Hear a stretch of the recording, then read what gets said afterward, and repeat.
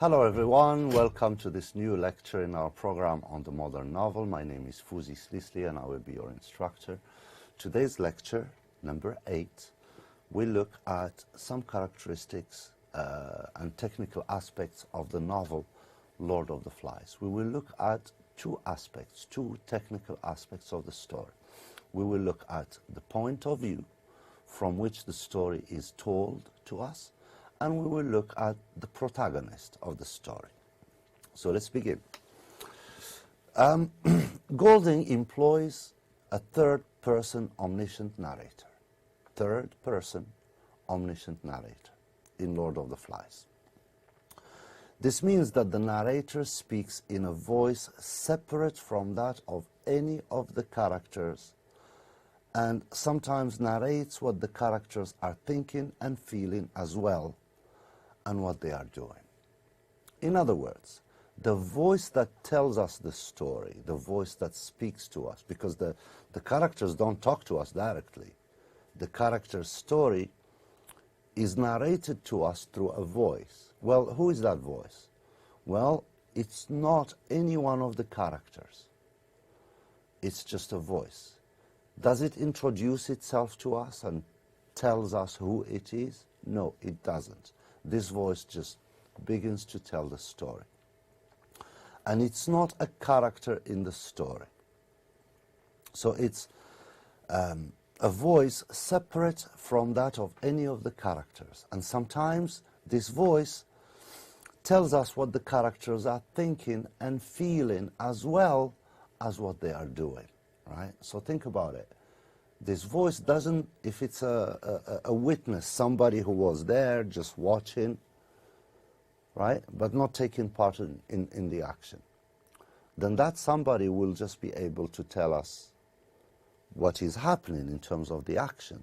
But this voice sometimes goes inside the minds and the emotions of the characters and reports to us, tells us what these characters are feeling, what they are thinking, what their emotions are, and so on. This is why it's a third person, because the voice speaks about the characters in the third person, he, she, they. And then it's omniscient because it's not just describing the action as it happens, it is going inside the mind and the emotions of the characters and reporting to us what is happening inside these characters. The narrator only gives us insights into the thoughts of characters sparingly, however. It's just from time to time. Most often, the narrator describes what the characters are doing and how they are interacting as seen from the outside. The narrator's point of view is sometimes that of an objective observer of all the boys, which means the narrator just tells us what the action is, as in the scene when they are all meeting and interacting. But sometimes, and this is where the omniscient narrator comes in, sometimes the narrator will follow the point of view of one boy by himself. The characters whose point of view we see most frequently are Ralph, Jack, Simon, and Piggy. The narrator devotes the most of the time to Ralph, describing not just his thought, but his thought process at different moments in the narrative. The narrator reflects Jack's internal thoughts the least out of all the major characters. Jack is the most ambiguous for us, the readers. He's the one we get access the least to his thoughts and his feelings and his emotions. Like after when he kills, his mind, the story tells us his mind was crowded with memories. Memories of the knowledge that had come to them when they had closed in on the struggling pig, right? What do we understand? His memories are crowded, right? Crowded in his mind. We also So it's not clear. He's confusing to us. His mindset, his emotions are not clear. And that's because, most likely, because of what he represents. Jack represents the drive towards savagery, towards violence and chaos.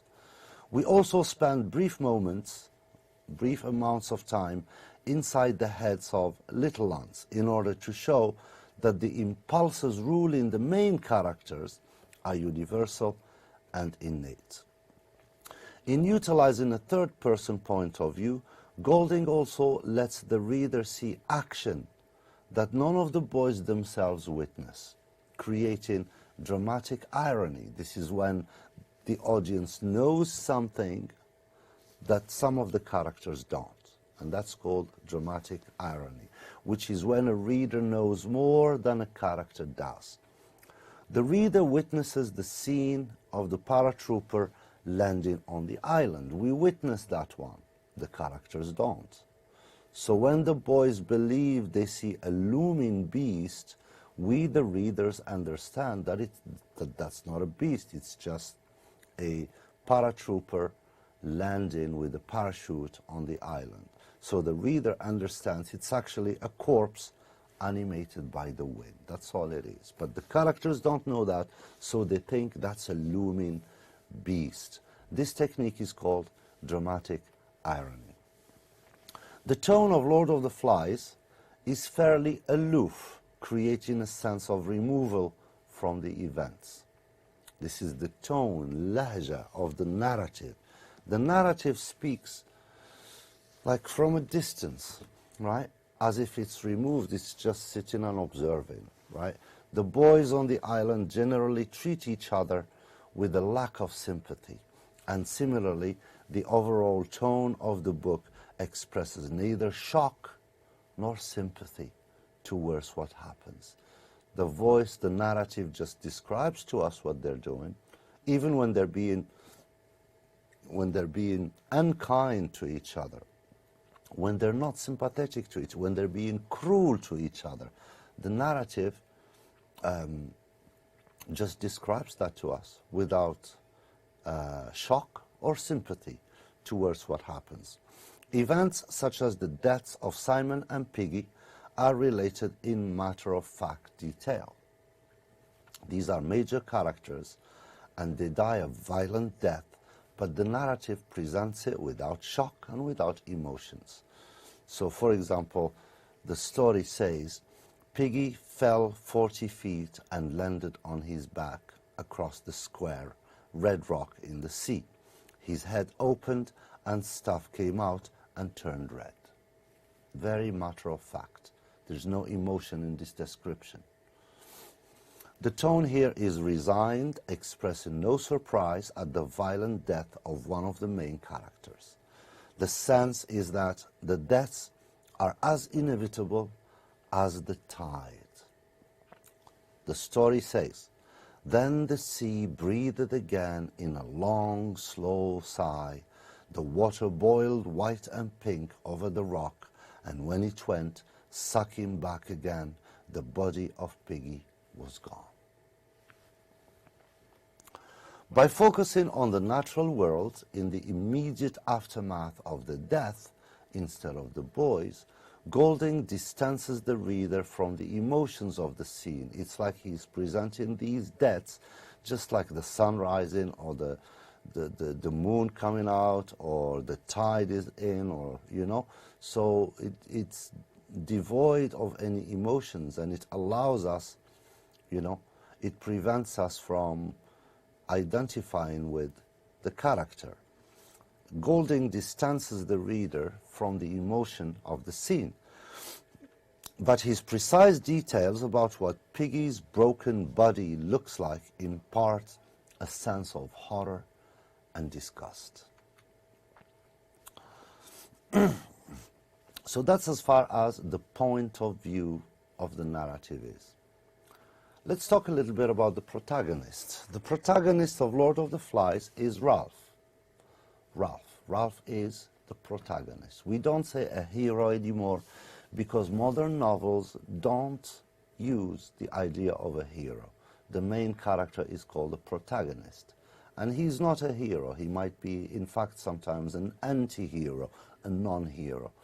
But so we use this technical term, that's protagonist. So the protagonist of Lord of the Flies is Ralph. Ralph's narrative opens and closes the novel, while his position as chief makes him a central inciting force. Ralph's motivation throughout the book is to maintain order and civility, and to keep a signal fire lit in hopes of being rescued. But he is regularly thwarted by the antagonist Jack and the potential for evil inherent in mankind. While Ralph and Jack start the book as friends and near equals, they devolve into mortal enemies, each one representing an opposing form of leadership. Jack's savage nature and embrace of violence clashes with Ralph's focus on long-term survival, as represented by his insistence on building shelters and maintaining the signal fire. So one of them wants to take care of the group, build shelter, look for food. The other, Jack, is inclined towards violence and killing to feed himself. While Ralph attempts to appease Jack in the beginning by allowing him to control his hunters, eventually he grows frustrated by Jack's short-sightedness. Ralph's goal is to maintain order and work towards rescue so that they can get out of this island. Although Jack appears to agree on this goal, his actions obstruct Ralph from attaining his goal. Ralph's decision to challenge Jack proves a crucial plot point, as the tension between the two boys results in the formation of two separate warring tribes. And it's war from this point onwards. While Ralph proves in many ways a thoughtful, charismatic, and effective leader, his leadership is flawed by his indecision and his inability to think clearly in crucial moments. Ralph's confusion in decisive moments proves too great a weakness for him to maintain his leadership peacefully. Ralph's unwillingness to resort to fear tactics and violence to lead the boys also makes him ultimately ineffective as a leader. As the protagonist, Ralph represents both the possibility of democracy and the limitations and weakness of democracy.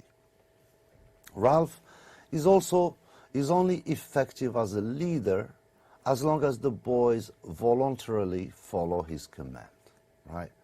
If they don't voluntarily follow his command, he's not effective anymore. Because they aren't afraid of the consequences of rebelling against Ralph, the boys are quick to leave his tribe and join forces with Jack.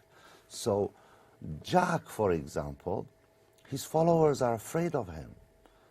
And if they want to leave him, they're scared of the consequences and scared of the violence. Well, Ralph is not like that. Ralph leads because his followers want him to lead. And Ralph allows them to consent to being led. And if they refuse or decide they don't want him to be their leader anymore, they have nothing to worry about. They know Ralph is not going to punish them. He's not going to use violence against them. So there is nothing preventing them from leaving Ralph as a leader if they want to.